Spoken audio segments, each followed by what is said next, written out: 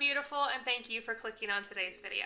So if you clicked on this video, you probably read the title, and you would know that I am packing for the first time in a long time, not carry-on only. So as a minimalist, I thought it would be interesting to show you what I pack for a trip when a checked bag is required. And the reason that a checked bag is required for this particular trip is because I am going to Russia. I'll be going to Russia in like deep winter. You have to wear a lot of layers because it's frigid, so going carry-on only, especially how I normally travel with just a backpack, was not at all possible. So let's go ahead and get started. So I was sort of thinking about what the best ways to film this are, and with the time constraints I have, plus the sheer amount of stuff, I think I'm gonna just do this like beauty guru haul style and hold everything up. So starting off, I have this, which is actually on top of my bag, but it'll make its way into my bag soon. And that is just long johns, long underwear. I use them under my ski gear most typically, but I figured it would be good to have those either to sleep in or to have underneath as an additional base layer, in addition to what I have right here. So let's go ahead and unzipper. Okay. So the bag is divided into two sections. One of them is gripped off with this sort of a bungee, and one of them is zippered and protected. So let's start with the zippered and protected side first, because that's actually going to be very easy and I don't need to unpack very much of it at all.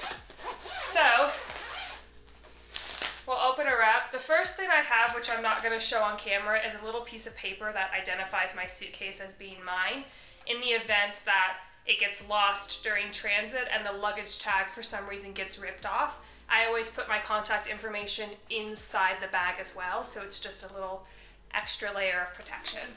I'm going to put that there so I don't dox myself. And then on top here, I have one of the sweaters I'm going to be bringing. I am bringing a total of 4 thick sweaters, and this is one of them. This is a blue turtleneck that I like a lot. Hey, editing me here. I just want to point out, because I know if I was watching this video, I would be thinking this right now.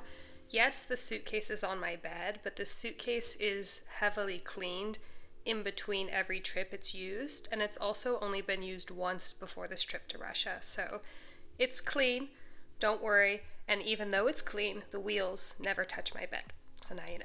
Then I have an assortment of things, predominantly gifts. So I have, I think, 11 boxes of chocolates, some medicine. Medicine in Russia, the patent process and like the Russian version of FDA is not very good.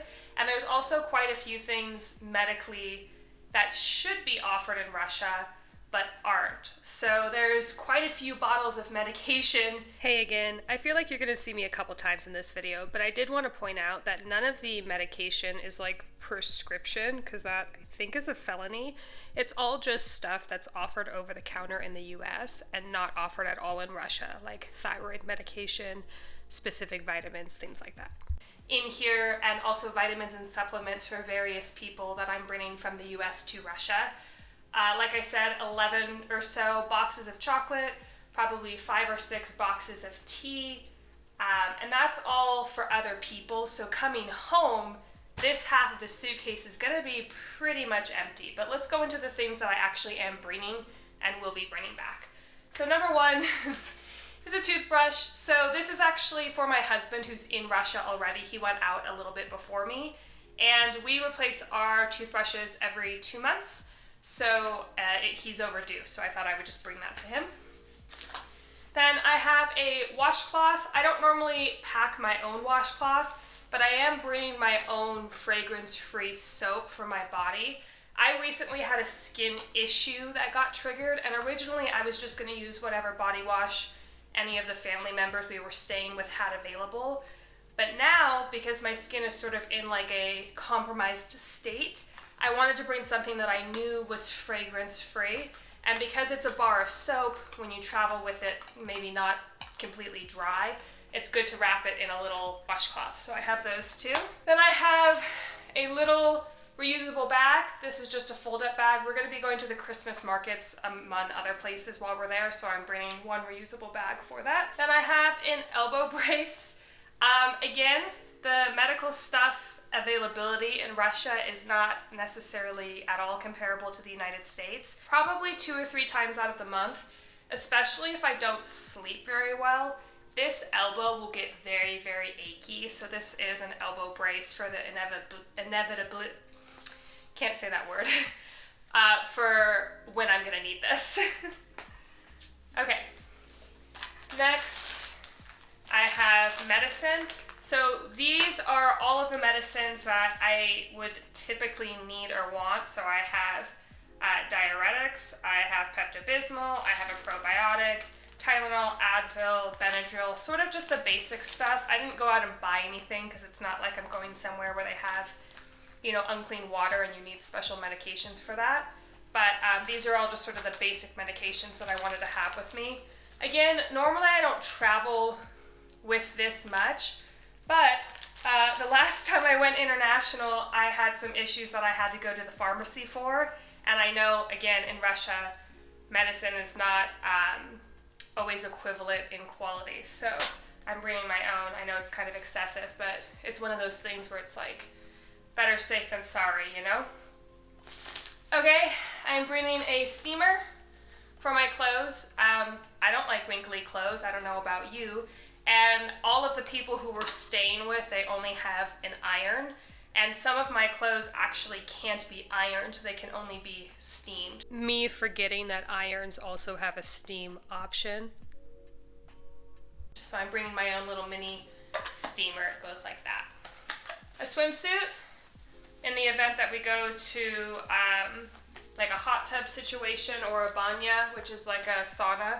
A lot of the saunas in Russia that are not co-ed, you are topless or nude. But if I'm going with my husband, it'll probably be a co-ed one. So I'm not sure what the protocol is, but I'm bringing a swimsuit just in case. And then hand warmers.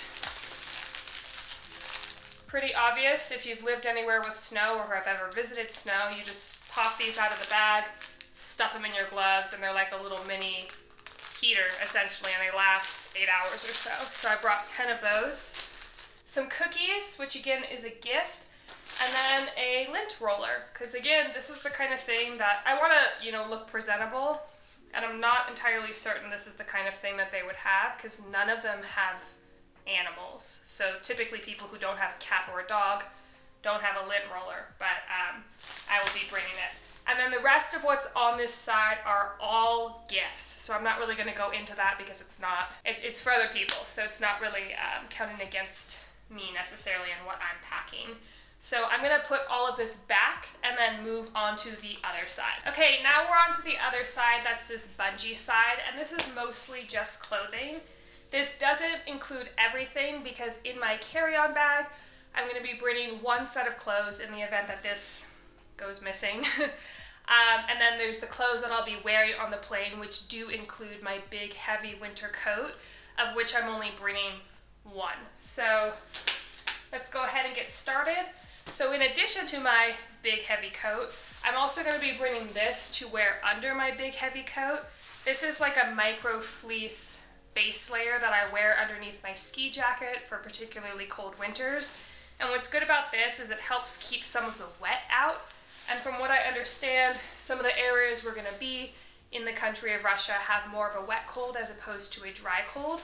So I thought this would be a good option as an additional base layer if I need it. It's funny, my husband actually texted me as I was packing, and he's like, you know it's cold, right? Like it's colder than I thought. And I'm like, yeah, believe it or not, I do know that Russia is cold. But him saying it made me feel like maybe I'm not fully prepared, but I guess we'll find out. I can always buy clothing while I'm there. It's not that scarce of a thing. So next I have this packing cube, and actually I have my suitcase divided into quite a few packing cubes. That is how I prefer to pack when I do a checked bag. It just keeps things organized and tidy. So this is packing cube 1. Let's go ahead and open her up. Okay, so it looks like this is mostly just accessories and base layers. So I have a tank top, which works as pajamas or as like an initial base layer. And I'm trying to not completely unpack this because I did pack it pretty expertly, so excuse me for not like holding everything up super perfect. Black base layer turtleneck, I believe. No, this is a t-shirt, base layer t-shirt. I have these little gloves that I will wear inside of my sort of industrial mittens. I have this little half circle scarf, which is fur lined, and I figured it could either be worn on its own with a zipped up coat or in addition to a scarf. And then I have this, which I'm bringing my hat in my carry-on bag, again in the event that this goes missing, but this is an additional, if I ever don't want to have hat hair, it just sort of covers your ears. I used to use these a lot when I would figure skate. And that all fits nicely in this first packing cube here. Next I have packing cube number 2, which is a lot more densely packed. I believe this is predominantly base layer type stuff. And by base layer, I mean all of the mini layers in between my skin and my outer coat, not including my sweaters. So the reason that there's so many is because I may need to wear more than one per day. So I have one long sleeve base layer that's nude colored, or my nude colored, a black long sleeve t-shirt, another black long sleeve t-shirt, another nude, another black, and a red. And these are all just very basic long sleeve t-shirts that work either layered on top of each other or just being the only base layer underneath a sweater. Let me go ahead and pack all of this up. Oh, this one's a little bit more stuffed. Okay, and that all fits in packing cube number 2. Does it really fit though? Bigger packing cubes is this guy right here, and I believe this is all just socks, underwear, and tights. I don't know about you, but if I'm going on like a weekend trip, I will usually double, if not triple, the underwear I bring. And so I have about 100 pairs of underwear, 2 bralettes, 7 pairs of socks, and then I have 2 pairs of these thermal tights. So these are tights that I intend to wear underneath jeans, and they are fleece lined. So I have these as like a bottom base layer, if that makes sense. So that's all undergarments. I'm not going to hold everything up because it's personal. And then this packing cube.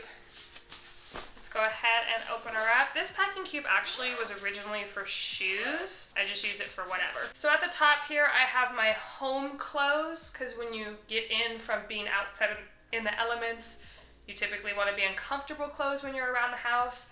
So I just have a little long sleeve and a little pair of pants. That'll be my one and only pair of like home clothes. Then for New Year's, which I'll be there for New Year's, we're going to be celebrating with family inside. So I brought this dress along with a pair of black tights to wear for New Year's.